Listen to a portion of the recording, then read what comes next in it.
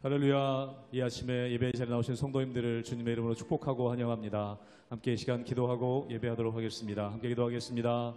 하나님, 저희들 주님을 찬양하며 주님을 예배합니다. 이 새벽에 주님의 얼굴을 구합니다. 주의 얼굴빛 비춰주시며 주님의 손길로 저희들의 심령을 만져주시옵소서. 주님 앞에 나아가는 예배의 시간 가운데 하늘의 은혜를 허락하여 주시고 주의 성령으로 충만한 예배의 자리가 되게 하여 주시옵소서. 감사드리며 예수님의 이름으로 기도하옵나이다. 아멘.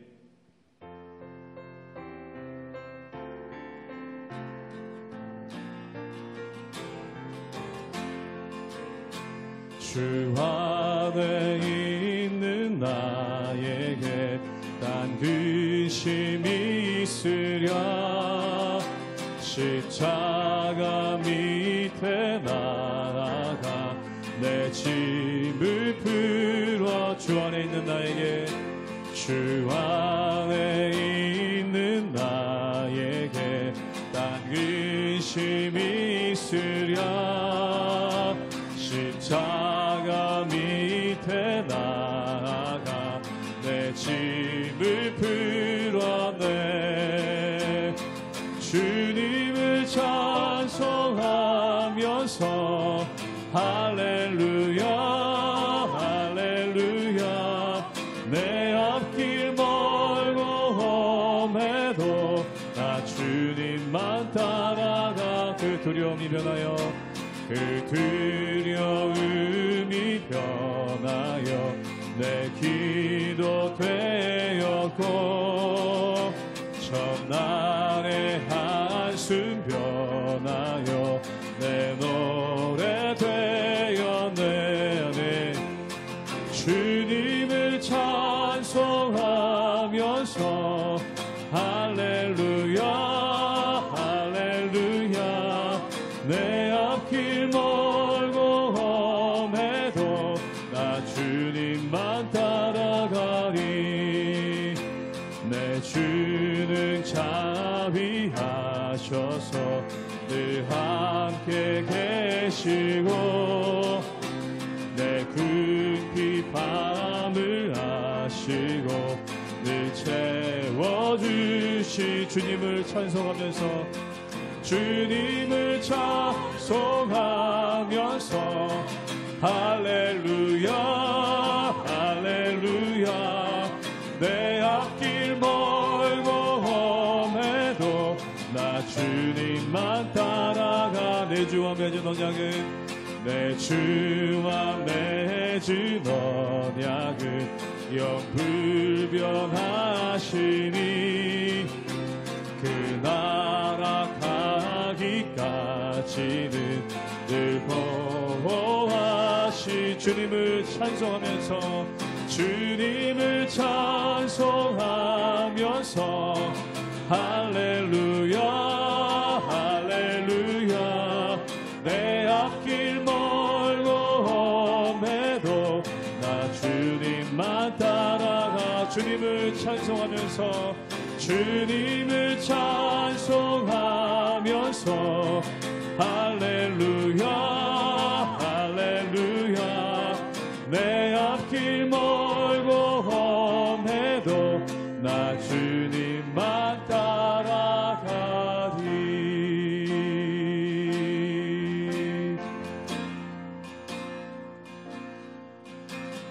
나는 하나님을 예배하는 예배자입니다.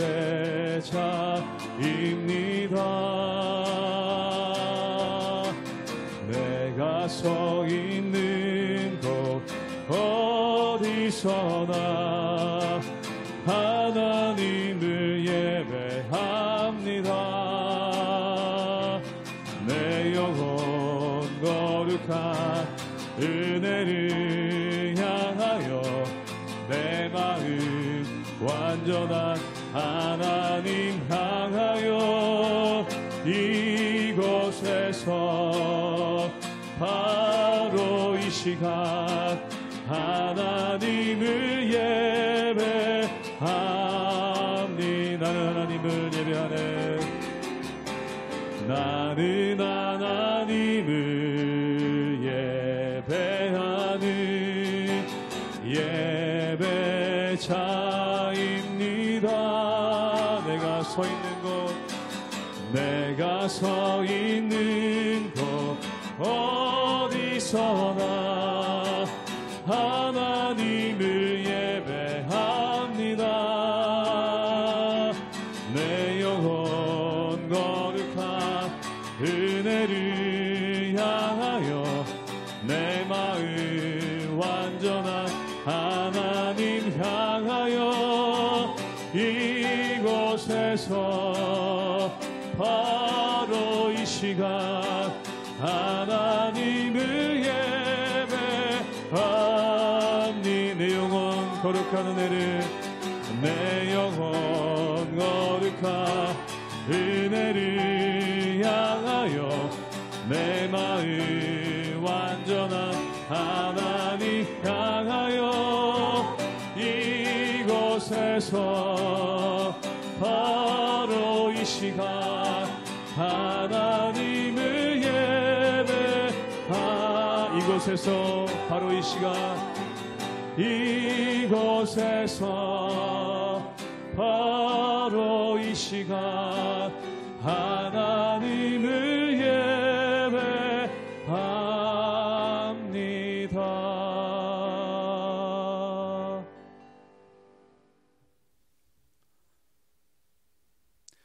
할렐루야. 우리 하나님의 은혜와 평강이 우리 성도님들 삶 가운데 날마다 가득하시기를 주님의 이름으로 축원합니다. 사도 바울은 이 고린도 후서를 통해서 한 가지 강조하는 것이 있습니다. 그것이 뭐냐면 내가 자랑할 것은 오직 복음밖에 없다. 즉 그리스도의 십자가 외에는 내가 어떤 것도 자랑하지 않는다라는 그러한 것을 강조하게 되는 것을 보게 됩니다. 이 당시에 유대인들은 자신들의 혈통에 대해서 강조를 했습니다. 또한 로마인들은 자신들의 시민권에 대해서 강조를 했죠. 또한 학식이 있는 스승으로부터 공부한 사람들은 자기의 스승들의 추천서, 즉 내가 누구 문화에서 공부했는지 이것을 자신들의 자랑으로 삼았습니다. 그런데 사도 바울은 유대인으로 보면 베냐민 지파, 정통 혈통이죠. 그리고 그는 또한 로마의 시민권을 가지고 있었던 사람입니다. 그리고 학식으로 보면은 그 당시 당대의 가장 유명한 학자였던 가말리엘의 문화였다는 겁니다.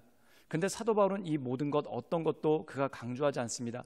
그가 강조하는 것은 단 하나, 그에게 주어주신 하나님의 은혜, 즉 복음만을 강조하고 그 은혜 가운데 나가기 때문에 그렇다는 것이죠.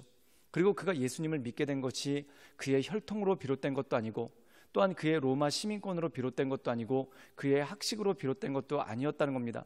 오직 전적인 하나님의 은혜, 하나님의 부르심으로 말미암아 그가 그리스도인이 되었고 또한 복음 전파의 사역을 감당하고 있다는 것이죠. 그러므로 그는 그의 삶에 있어서 가장 중요한 것을 자신을 구원해 주신 하나님께 영광을 올려드리고 또한 이 예수 그리스도를 전파하는 것을 가장 귀중한 것 또한 가장 큰 것으로 여겼다는 것입니다. 그리고 그것을 위해서 자신의 모든 것을 바치는 그러한 모습이 그 가운데 있다라는 것이죠. 사랑하는 여러분, 세상 사람들은 자신들의 집안 또한 자신들의 학벌 또한 자신들의 배경에 대해서 자랑하고 그것을 사람들이 알아주기를 바랍니다. 그러나 그리스도인들은 그 모든 것들을 뛰어넘어 오직 나를 구원하신 예수 그리스도 또한 나를 인도하시고 나를 이끌어주시는 하나님의 은혜만을 강조하고 그것을 자랑하는 것, 그것이 바로 그리스도인의 사명이고 모습이라는 것이죠. 그러므로 우리의 삶을 통해 하나님께 영광을 올려드리는 그러한 모든 삶이 될 수 있기를 주님의 이름으로 축원합니다. 고린도후서 4장 1절에서 12절 말씀입니다. 그러므로 우리가 이 직분을 받아 긍휼하심을 입은 대로 낙심하지 아니하고 이에 숨은 부끄러움의 일을 버리고 속임으로 행하지 아니하며 하나님의 말씀을 혼잡하게 하지 아니하고 오직 진리를 나타내므로 하나님 앞에서 각 사람의 양심에 대하여 스스로 추천하노라. 만일 우리의 복음이 가리었으면 망하는 자들에게 가리어진 것이라. 그 중에 이 세상의 신이 믿지 아니하는 자들의 마음을 혼미하게 하여 그리스도의 영광의 복음의 광채가 비치지 못하게 함이니 그리스도는 하나님의 형상이니라. 우리는 우리를 전파하는 것이 아니라 오직 그리스도 예수의 주 되신 것과 또 예수를 위하여 우리가 너희의 종된 것을 전파함이라.